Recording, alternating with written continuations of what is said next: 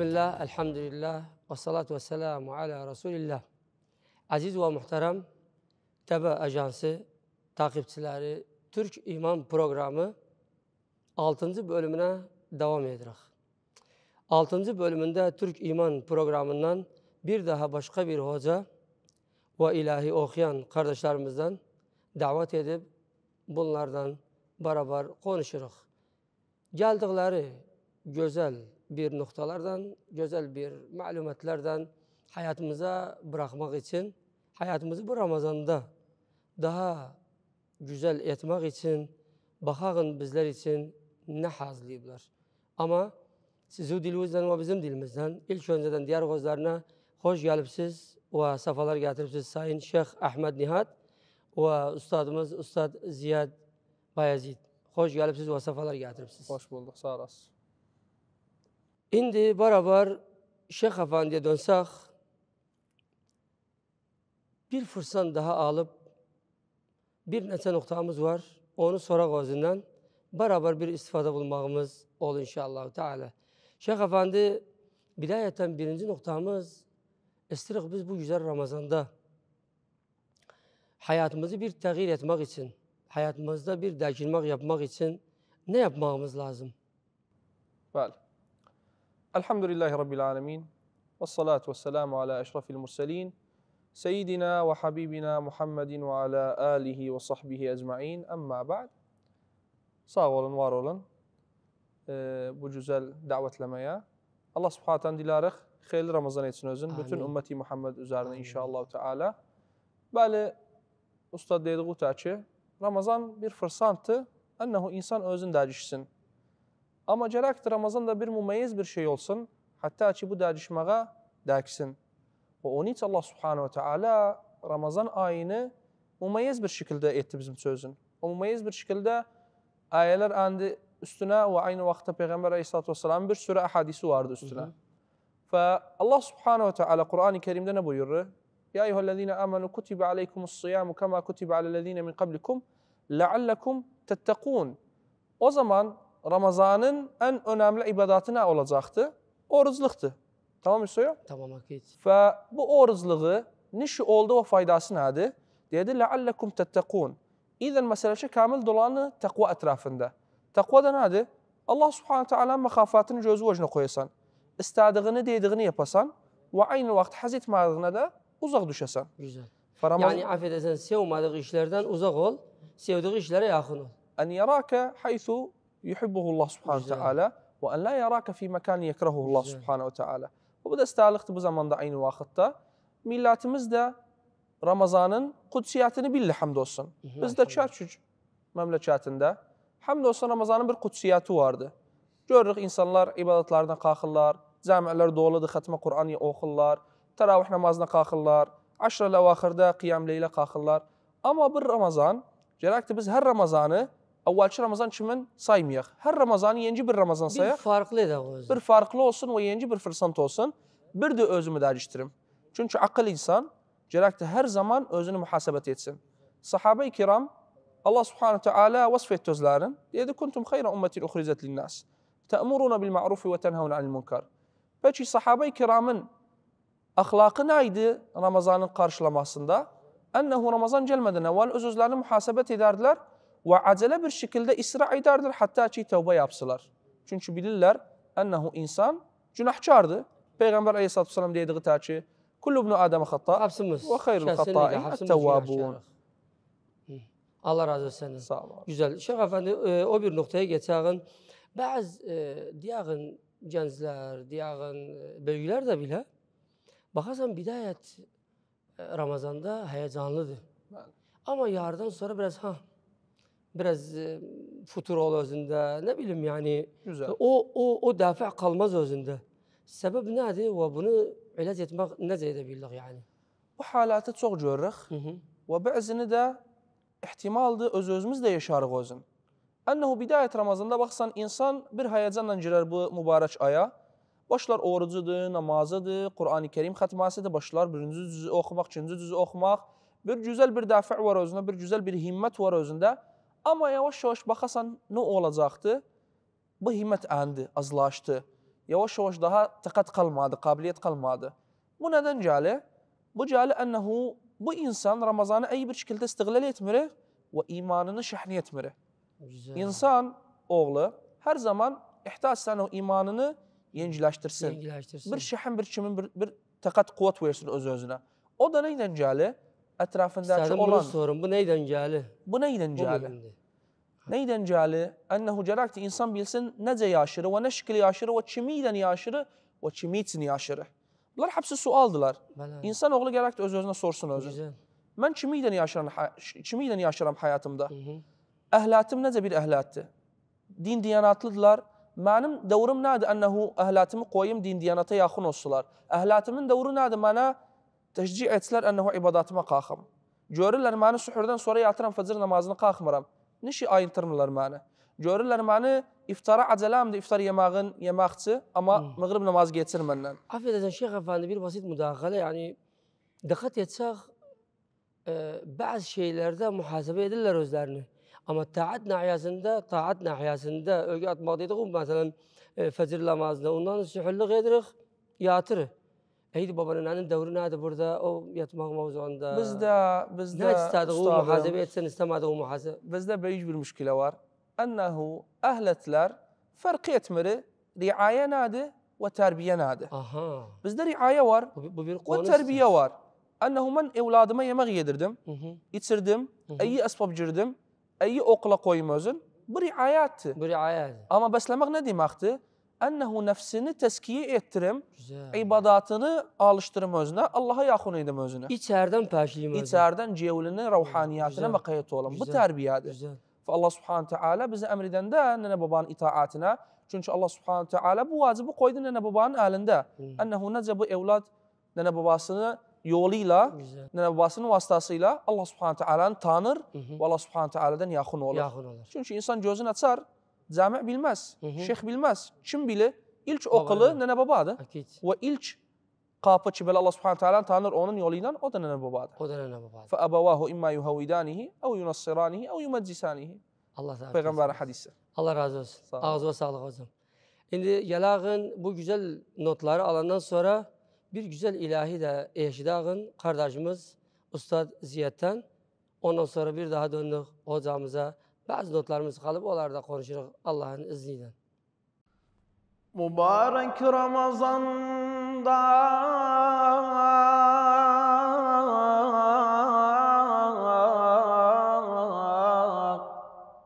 salavat ver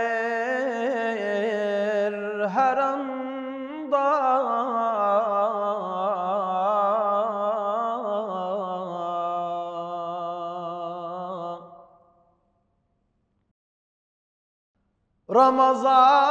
Ramazan'ın orucu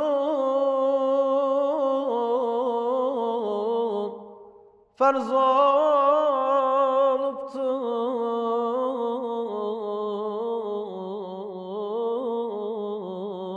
Kur'an'da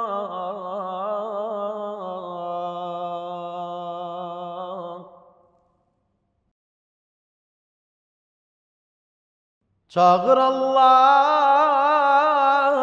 her anda sıkıntı kalmaz canda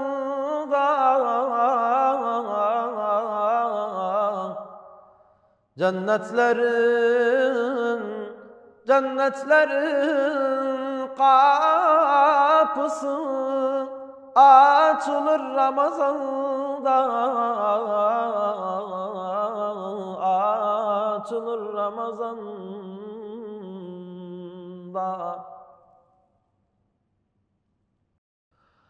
Oku ulu Kur'an'ı hak bağışlasın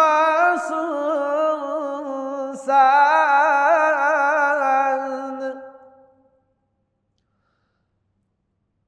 Oku ulu Kur'an'ı hak bağışlasın sen Oruçlara müjdeler Oruçlara müjdeler merhamet kazan.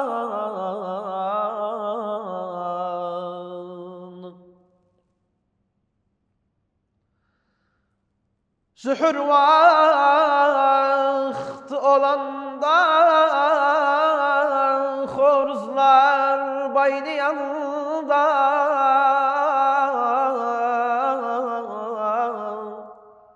Rabbim günahımızı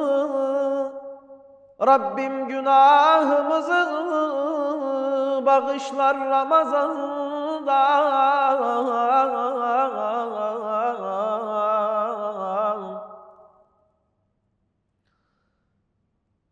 İftar vakti gelende,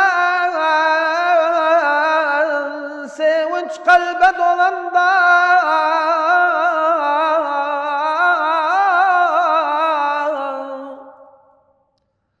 oruculuk bereketi iman artırır canda.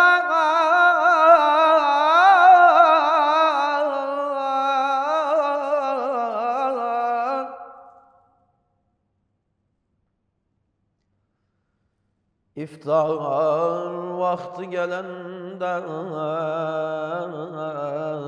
sevinç kalbe dolanda oruçluk bereketi iman artırır canda.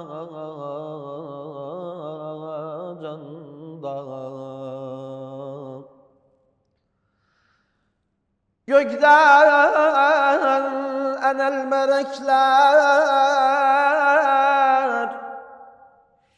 gökten ener melekler, müminler rahmet bekler. Şan Kadir gecesi kabul olur dilekler.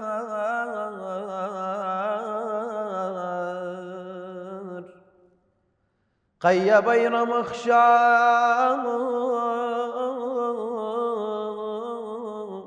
Hakkın lütfu keremi Müslümanlara salam, Müslümanlara salam. Mutlu şeker bayram. Ver salavat Seyyid-i Saadat için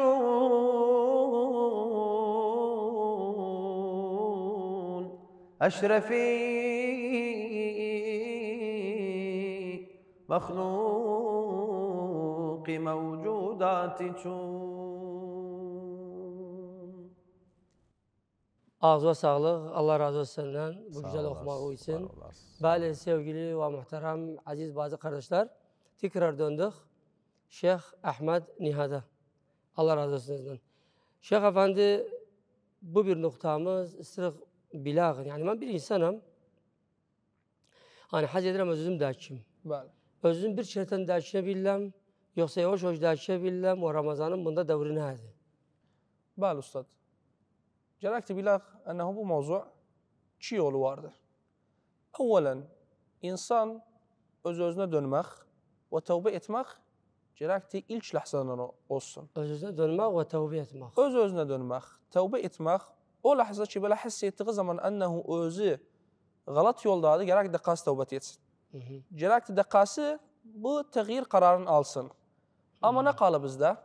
Qalı necə sabit olub bu tövbətə və bu doğru yol tutmağına bu bir vaxt istər bizdə. Vaxt istər. Vaxt istər bizdə və aynı vaxtda yardım da istər bizdə. Kimdən yardım? Yardım istər bizdən əvvələn ruhi babından və aynı vaxtda dediyimiz ki dostlar babından, əhlət babından. İdən mən özüm qoydiyarın gəlləm, yardım istərəm, öz bildiyim, istərsəm naqsi yol tutum. Əlbəttə. Güzel. Əfləhə mən zəkkəhə və qad xabə mən dəssəhə. İnsanın iki yolu vardı. Əsən nəfsuhu b'ey bir şekildə bəslə, hatta ki cənnətə girəsən. Və əsən də nəfsuhu istədiyini ver bak necə rüsva edər səni. Və onun için Allah Subhanahu taala nə dedi? Dedi: "Və hədeynahu necdeyn." Yəni həm xeyir də verdi bizə, həm də şər verdi bizə. Aql da verdi bizə, iradə də verdi bizə. İstsən bu yol tut, cənnətə gir. Və istsən bu yolu tut, cəhənnəmə gir. Amma insan gərəkdir nədir? Gərəkdir aql olsun. Ləalləhum yetefəkkarun. Çox bir ayələr var nədir? Ləalləhum yetefəkkarun, ləalləhum yetezəkkarun. Bu nədən gəlir? Anna Allah Subhanahu taala deyir, mən sizə bir mühim bir cihaz vermişəm cəsədinizdə. O da nədir? Aqldır. Onu istimal eləyin, onu kullanın. Yaxafanın naqsi bir şükür edəyin, aqla, qəlbə, gözə. Yəni həqiqətən böyük bir nemət. Və in ta'uddu ni'amallahi la tuhsuha. Allah Subhanahu taala böyük bir nemətə qoyub bizi. Amma yetər ki biz öz qədərimizə görə də işləsək də bu mövzu üstünə iyi ola. Gərəkdir nədir? Ənəhu insan əvvələn öz-özünü bir cüzgü-cüzgünə qoysun. Güzel. O cüzgü sənə yalan deməz. Güzel. Əgər əsbabı güzel döyükliysə, o cüzgü deyirsən əsbabı güzel döyük. Av kirliysə məsələn. Kirliysə, saçı taraqlı döyükliysə, cüzgü yalan deməz. Və gərək sən də öz nəfsini bir cüzgü-cüzgünə qoyasan. Bax, yaptığı işlər necədir? Allah razı olur səndən. Peyğəmbər əleyhissalatu vesselam əgər gəlsəydi, bu cihanda mövcud olsaydı, baxsaydı halıva, razı olar səndən, razı olmaz səndən, əhlatu razıdır səndən, millət, müctəmə, məmləkət razıdır səndən. Gərək ki, insan öz-özünü mühasibət etsin, hətta ona görə bu təğyir qararını alsın. Güzel. Allah razı olsun səndən. İdən Ramazanda bizim dövrümüz 10 zadı bir yana, bu Ramazandan başlasaq bir böyük nimət. Niçin? Və şükür dedəğin bir Ramazana qaldı. Çünki Ramazanda şeytan yoxdur. Tusaffadu fihi maradatu şeytan. Allah razı olsun. Və o zaman nədir? İnsanın dəvası və savaşı Ramazanda öz nəfsi idəndir. Öz nəfsi idəndir. İcid olsun, öz nəfsini utsun. Ondan sonra şeytan daha gəlir, hazır buzur, baxar ənəhu işə bitibdir daha. Hocam əgər desək, məsələn, Ramazanda qoydiyağım məni bir xarab şeyə, fikrimi gətirirsə, o zaman mənim nəfsimdir. Nəfsi o yaptığı nəfsdir. Bəslədiği nəfs maasiyə, günahkarlığa şeytan yoxdur. Amma nəfsi ki, belə günahkarlığa bəslədiği özü o zaman təklər insanı günah yapmağa. Güzel, Allah razı olsun səndən. Gələk son nöqtamıza. Son nöqtada nə bir xutva var, o bir də ardım atmaq var, insanı qoyar Ramazan dərkinmək bir həyatım olsun. Ramazanın dərkinim ən önəmli nöqtası, hətta ki insan öz-özünü dərkişsin, Ramazan bir fırsatdır, sən günahkarlığı tərk edəsən. Güzel. Nişi? Çünki ətrafında insanlar həbsi itaata qalxırlar. O zaman sən gərəkdir öz-özündən utanasan, bu aləm itaata qalxarkən mən oturum günahkarlığı yapım. Bu Ramazanın bu nöqtasını gərəkdir istiqlal edək. Əvvələn gərəkdir günahkarlıqdan vaz geçək. Bir fırsatdır, çünki bütün aləm, bütün millət səni bir ruhaniyyət bir aləmində yaşatdırır səni. Allah Subhanahu Taala'nın gecə gündüz cəmiələrdir, qanatlardır, televizyonlardır, izaələrdir. Hara getsək Ramazan əcvaində, Ramazan səni Allah Subhanahu Taala'nın yadına salır.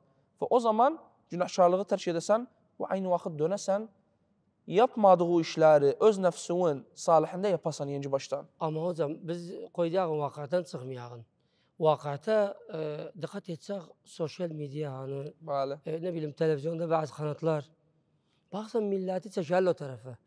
İdən istirsə bir insan, belə aynadım səndən yəni, istirsə bir insan dərkinmək yapsın, başlasın özündən. Öz işəkə, öz nəfsin əlindədir. Nişi? O qlas ki, belə insan su içir içində, aynı o qlasdır ki, belə insan edə bilir haram şeylər içsin içində. Amma seçimə qalır. Seçim də kimin əlindədir? İnsanın öz nəfsi əlindədir. Azimət və iradə. Amma gərəkdir aynı vaxt dönsün və çox geçdiği işləri yeni başdan bir də alışsın, yapsın. Baxsın, halı Qur'anla necədir? Yo bir ayə ki, ayə ezbərləyibdir, o bir cüzüləri, o bir surələri, o bir ayələri ki, belə oxu sözlərin, tanı sözlərin həyatı dəkişli. Bizim bütün müşkiləmiz biz Qur'anı nə qədər tanımırıq. Oxuruq, amma anlamırıq. Anlayandaq da tatbiq etmirik. Qur'anla halımız necədir? Namazla halımız necədir? Silət arhamla halımız necədir? Birrül valideyn halımız da necədir? Bunlar hepsini biz bilirik. Hepsini de tanırıq. O bilirik iyi şeylərdir. Amma həyatımıza qoymadığımız zaman yorğun yaşırıq. Amma tatbiq olmadığı zaman insan günbə-gün cəriyə dönər. Amma insan bunları bir mənhəc həyat kursu ölçüsü, bir cədvəl kursu həyatında səbbəhdən qalxandam, gecəyə qalxana qədər mən gərəkdir öz nəfsimi işğal edim itaatdən. Nəfsükə in ləm təşğəlhə bit-ta'a şəğələtkə bil-ma'siyyə. Öz nəfsi itaatdən məşğul etməsə, o nəfsi çəkər səni düz ma'siyyə, o günahkarlıq yapmağa. Məşğul etdirər səni. Əkid. Allah razı olsun səndən. Bu gözəl nöqtaları açıqlamağı üçün və nə yazıq vaxt qalmadı. İllə sonsuz təşəkkür edək sizdən. Allah razı olsun. Gəlmağınız üçün inşallah həsənət tərəzinizdə bu gəlmağınız, konuşmağınız və oxumağınız. Bəli, sevgili, muhterem, aziz qardaş və bazılar, Təbə Ajansı takipləri Buraya kadar programın sonuna geldik. Gelecek bölüme kadar sizleri Allah'a ısmarladım. Hoşça kalın. Vesselamu aleyküm ve rahmetullahi ve berekatuhu.